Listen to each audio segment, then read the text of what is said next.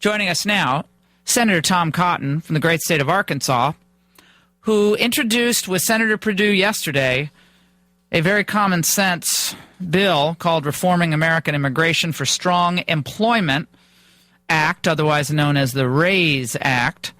We're going to talk about that and this spectacle last night on the Senate floor. Senator Cotton, it is great to talk to you. How are you, sir?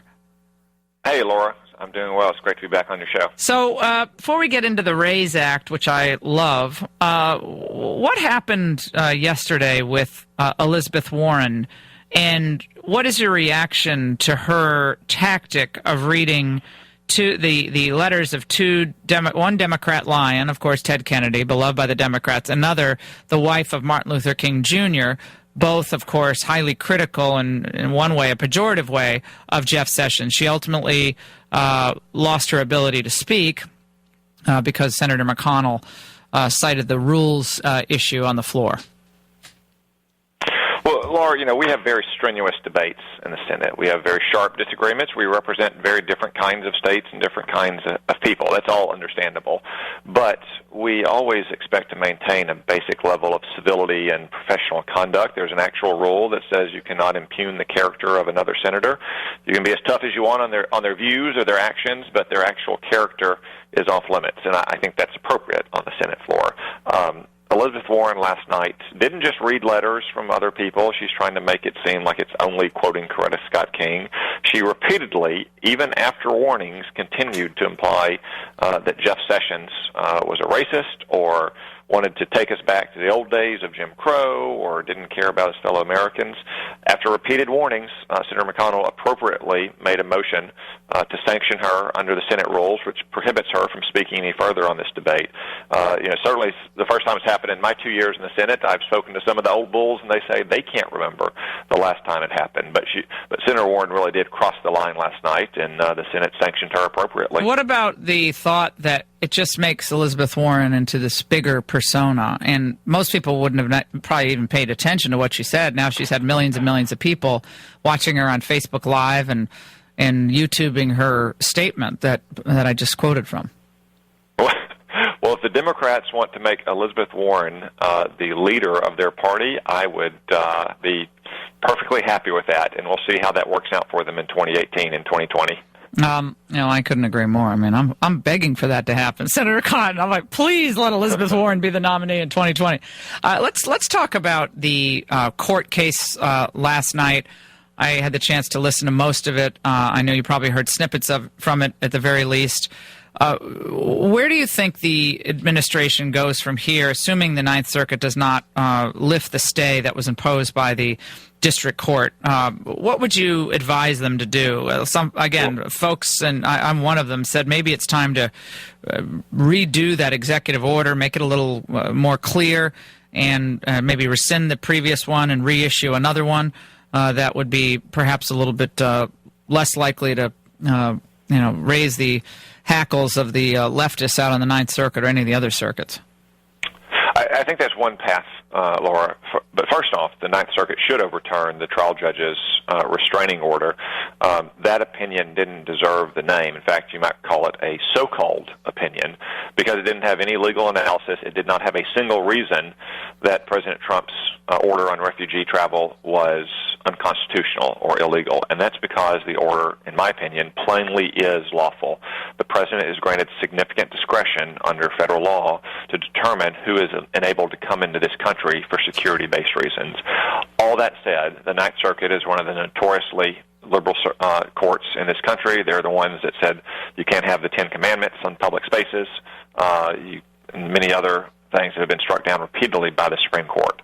But since this is merely an order from the President to the executive branch directing them how to employ the discretion vested in him by federal law, not a law, if the Ninth Circuit refuses to act, then President Trump could modify his order in a way that makes clear some of the clarifications that followed afterwards as it applies to, say, green card holders, and that addresses the concerns the state of Washington and the state of Minnesota expressed in their lawsuit. If he does that, and those states still object, then they really are just basically taking the position that we cannot have borders and that everyone in the world has a constitutional right to travel to the United States. That is plainly not the law, and it is plainly unpopular with the American people. So that would be one path for the president to take if he wants to immediately begin to keep this country safe from potential threats traveling to it, and give the Department of Homeland Security the time and the space they need to review our security procedures that are in place, which is the point of this temporary pause in travel in the first place. Well, I think that the Ninth Circuit is likely to do what the Ninth Circuit usually does, which is get it wrong, and then we'll be then we'll be within Anthony Kennedy's hands, because he's in charge of the Ninth Circuit, unless he sends it to the full 9 justices, which is also possible. All right, let's move on to the immigration question in general. And you point out in your I think you've sent out a release around your new proposal with the RAISE Act that America has averaged about 1 million immigrants annually, and just give us some context of 1 million people. We have about 350 million people now in the United States of America. At least about 20 million are probably here illegally. About 325 million Americans. We've been admitting 1 million immigrants every single year for decades. So the population of Montana every year, the population of Arkansas every 3 years. The vast majority of those immigrants, 14 out of 15 immigrants, do not come here because of their demonstrated job skills or education levels or language ability and an ability to succeed in their economy.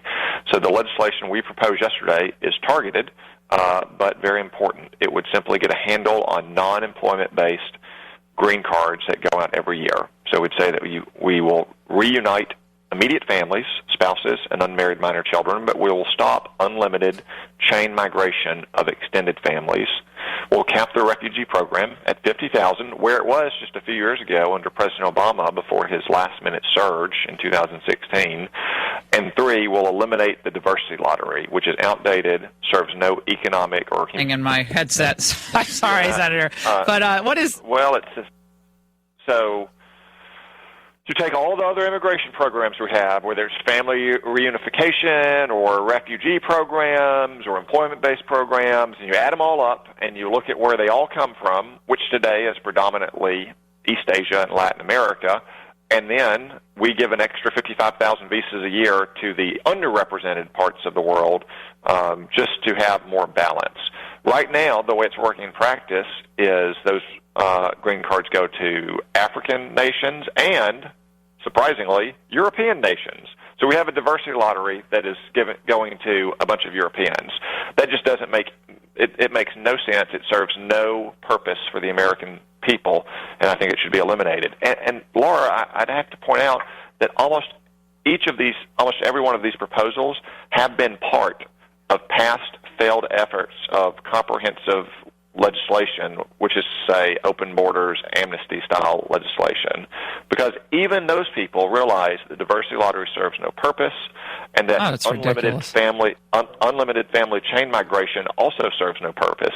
And the effect of it is simply to drive down wages for people who work with their hands and work on their feet, people with a high school diploma or less, because if those 14 out of 15 immigrants were, say, advanced high-skilled scientists, if they were software programmers, if they were professional athletes or musicians, they could come here under employment-based programs. They don't. Can I ask you a question, and you might have the answer to this. It's befuddled me for some time. You know, I've been around Washington since about 1986, 7, I guess. 6, 7. And I have noticed, and everyone else around me has noticed, that the immigration from countries like Pakistan and it's mostly Pakistan and I guess Somalia, other countries, has just skyrocketed, and it's legal immigration. Great people. I've met a lot of wonderful people, but I say, well, so do you have your family here? Oh yeah, my 7 brothers, my parents are here, my grandparents are here. I said, when did you come over? Well, we came over and some of us came over in the late 80s, and then others came over in the 90s. It's like we're relocating entire neighborhoods, it seems, in some parts of the world into Northern Virginia, Sterling, Virginia, Arlington, Virginia, Fairfax County, Manassas.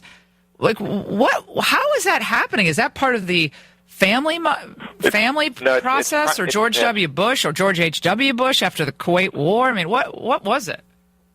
It's primarily through extended family reunification, Laura. Sometimes it's part of the refugee program, but primarily extended family reunification, because once a single immigrant gets to this country for whatever reason, whether they're a refugee, whether they're professional athlete, whether they're a farm worker, once they get here and get a green card, they are entitled under federal law not just to bring their spouse and their minor unmarried children, but their adult children, their spouses, their siblings, their adult parents, and then once those people get here, they are entitled to bring the same people. So there really is no limit on the amount of immigration that comes here under family reunification. It's only the ability of the immigration bureaucracies to process it in any given year. And that means that you don't just have individuals coming to this country. You have their families, you have their villages, you have their clans, you have their entire tribes. Again, without any consideration of their ability to succeed in our economy or to contribute to our economy in a way that we can't find American citizens to do so. Yeah, it's really wild because it's importing an entire new cultural understanding, and sometimes it enriches our society greatly, and I think that's great. But in other cases, what we seem to have done is cultivate a sense of separatism, a lack of real assimilation, and in many cases, a sense among a lot of these folks that my homeland is somewhere else. And I talked to a lot of these folks, and they, well, tell me what you're doing for the summer. Well, I'm going home. And I would say, well, wait a second, I'm going to my home country. I'm going home. And I said, well, wait, you're an American citizen. Oh, yeah. But home is always somewhere else. And I know people talk about the home country, and that's been done in generations past, but I don't know, something about it just seems different this time. There's not this assimilation required by the schools or civic patriotism taught in the schools. So it's strange, and I don't think in many cases it works all that well. Well, we're a nation of immigrants, Laura, but many people misunderstand the history of immigration in this country. It's not the story of the beginning of our country with an unrelenting and ever-rising flow of immigrants into this country. It's a story of waves and pauses. We had the great first wave of Irish immigration in the 19th century, and then there was a long pause. We had the second great wave from South and Eastern Europe from the 1880s to the 1920s. And since 1965, it's largely been from the rest of the world. So that in our history, we have a series of waves of immigration, and then there's a pause. So those immigrants can assimilate into our society, so they can learn the language skills and job skills they need to succeed in the economy, so they can become upwardly mobile. If we just continue to have mass levels of immigration every single year, the very people we're hurting are the previous generation of immigrants who are most likely to face more competition for the very same jobs they're working today. So I would say that my legislation is both pro-immigration and pro-immigrant. It simply recognizes that our economy today does not need this mass influx of 1 million-plus workers every single year. No, I appreciate it so much, and I hope the administration is going to be working with you. We have about 15 seconds, but any word from them about whether they support this or not? Yeah, we've worked very closely with senior administration officials. I spoke with the president yesterday. He strongly supports the concept of moving towards a merit-based immigration system, so we look forward to working closely with them. Senator Tom Cotton, thank you so much. From Arkansas, the RAISE Act. We'll be talking more about this in the coming weeks. We'll take a break.